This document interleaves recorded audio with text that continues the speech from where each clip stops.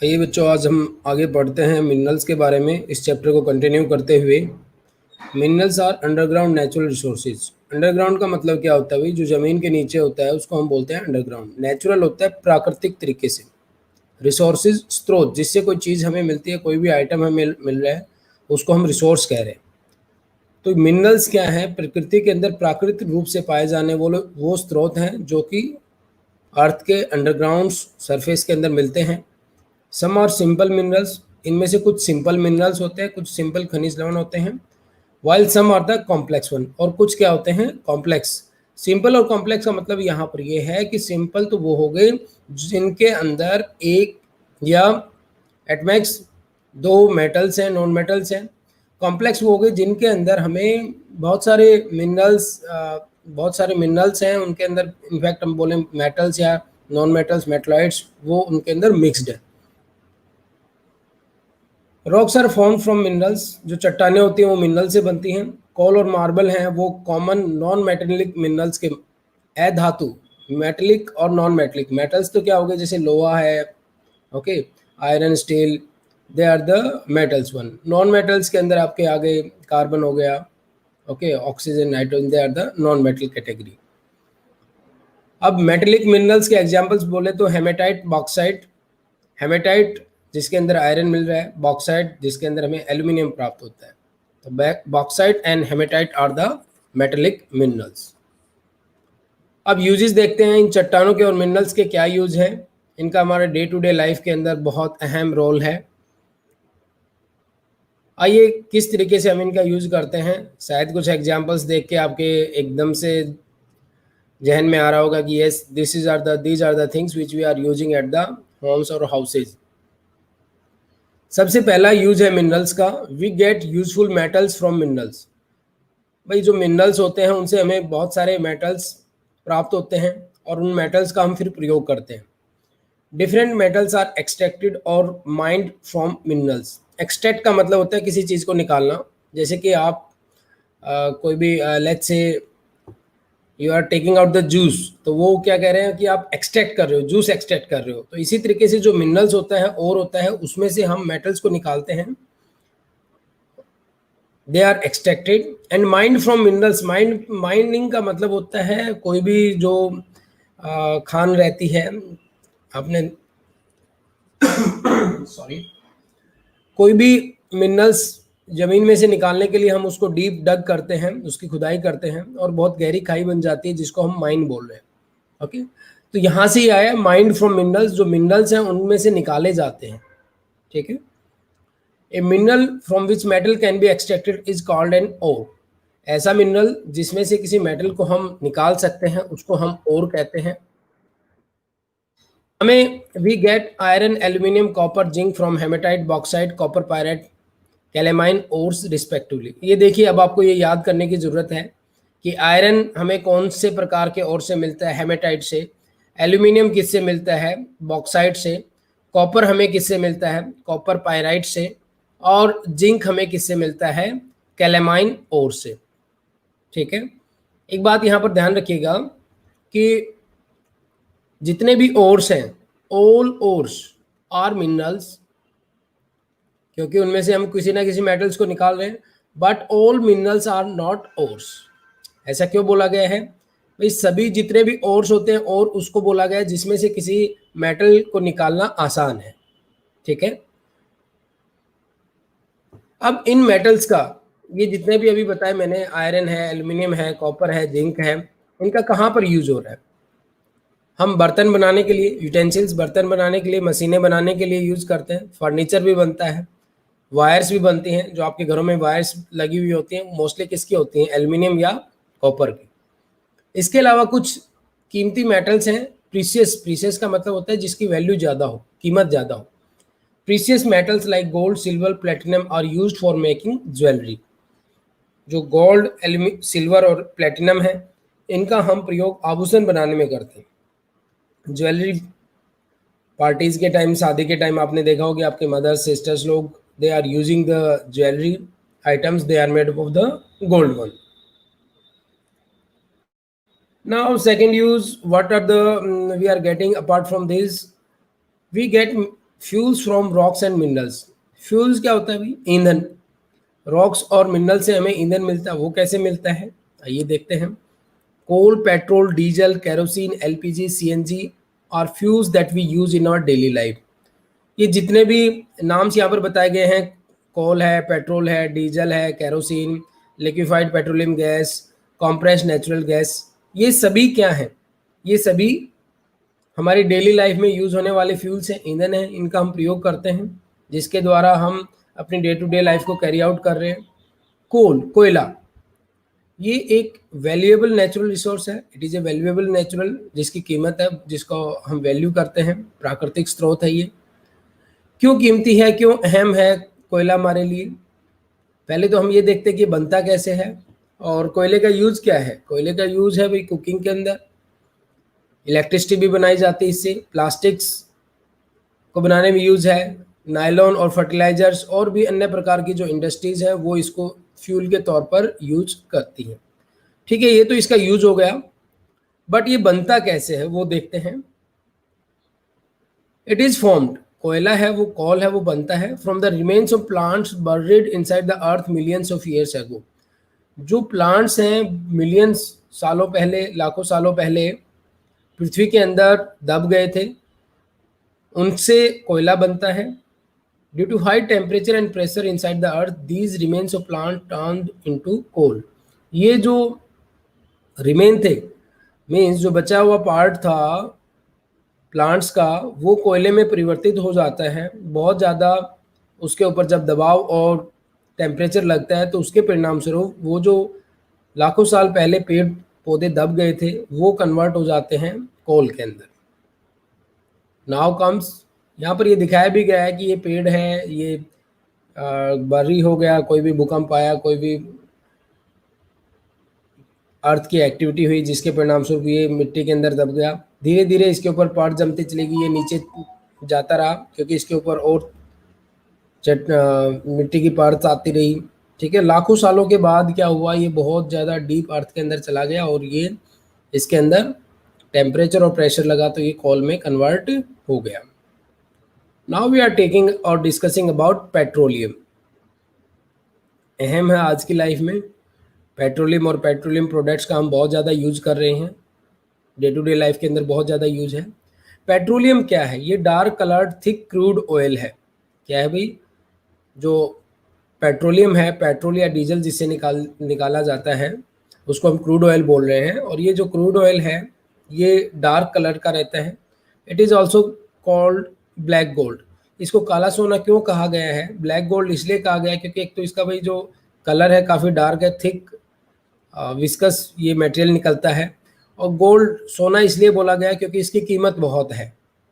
ठीक है, आज की डेट में आप देख रहे हैं 1 रुपये प्रति लीटर अराउंड 100 रुपीज़ का कॉस्ट जा रहा है पर litre.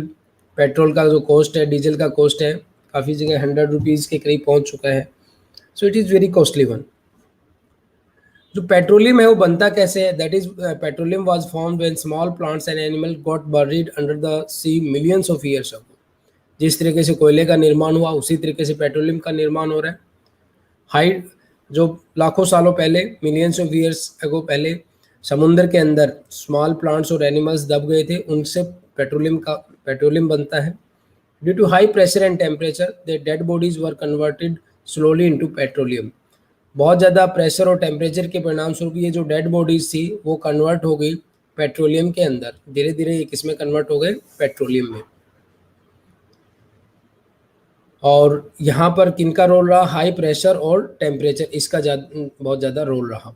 We get LPG, CNG, petrol, diesel and kerosene from the petroleum.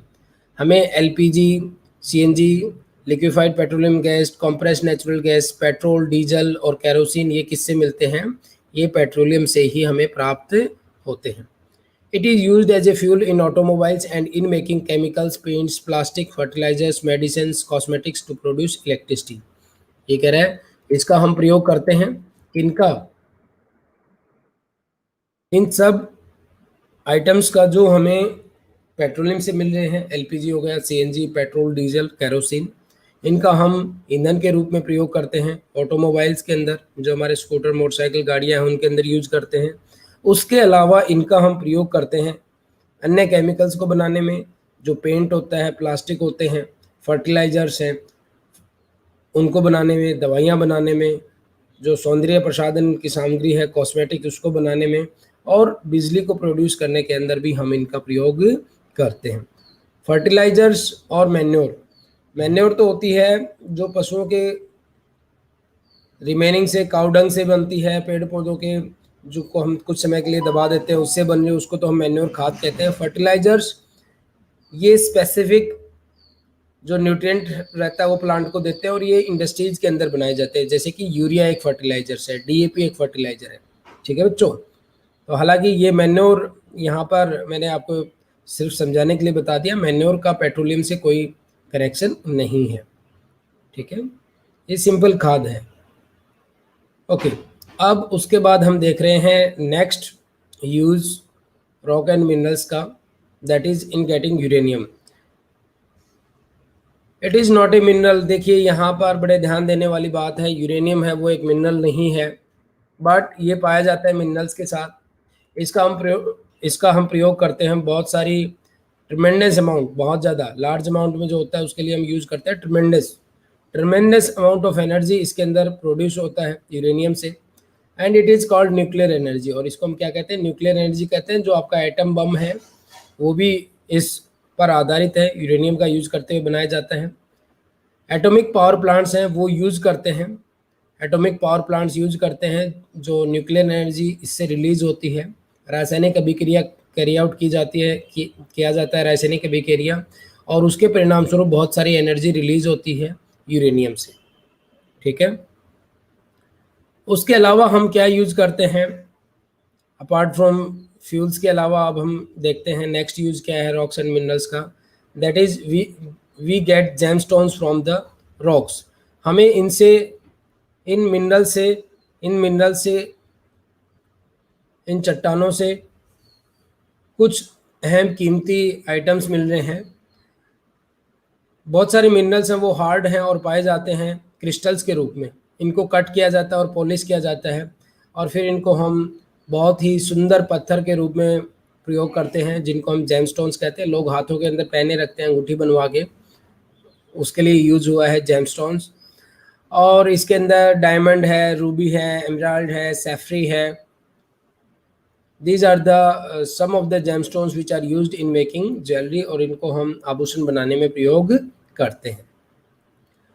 We get fertilizers from minerals. इसके अलावा अभी हम पहले भी हमने देखा था, वी गेट मिनरल्स, हमें फर्टिलाइजर्स मिलते हैं।